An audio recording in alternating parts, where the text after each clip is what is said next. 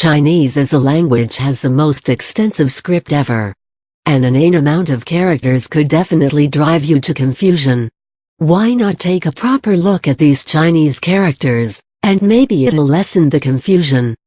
If you take a good look into the subject, you will realize that even the authorities have acknowledged the fact that Mandarin is the toughest language in the world to achieve mastery over.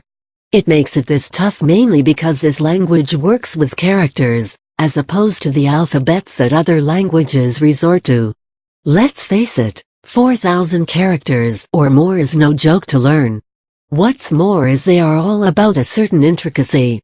While it may seem hard to decipher or understand initially, upon close study you will realize it isn't quite such a task. If a fifth of the world's total population speaks it, there definitely must be more to it, right? When looking at how to learn any language, what you need is absolute patience and a natural flair for it. Without these two qualities, it could get a little excruciating. How about working with Chinese today? Without further ado, let us understand the technique. Learning Chinese characters. Now, along with the spoken part of it, you must also learn to write Chinese characters, or the language would render almost useless.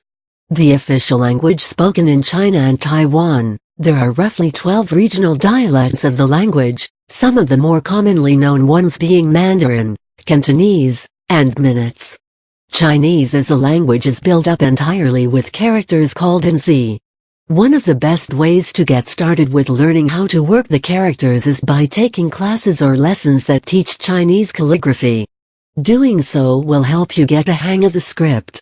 The fact that most people find the language a difficult one is no surprise, but if a close look is taken at it, it is surprisingly more logical and easier to remember than expected.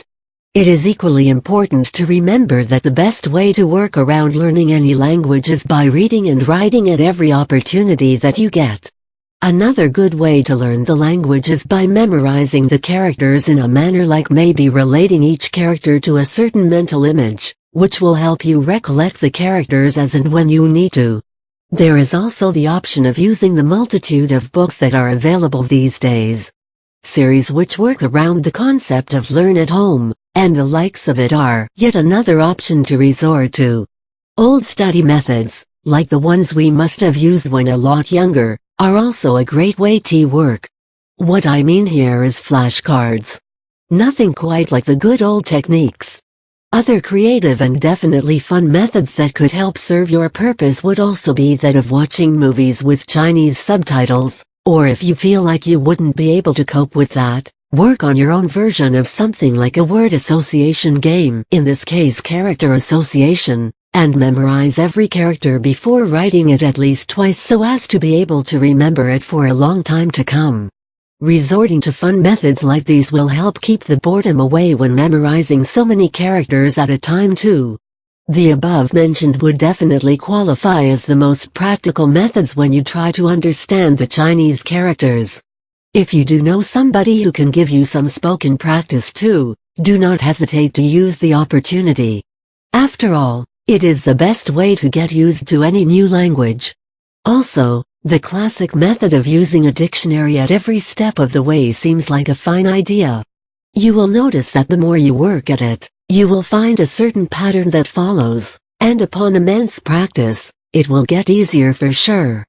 Try the suggested methods, and there's no way that you will not be a master of the language. Just make sure you have the patience it takes, and that you do not give up.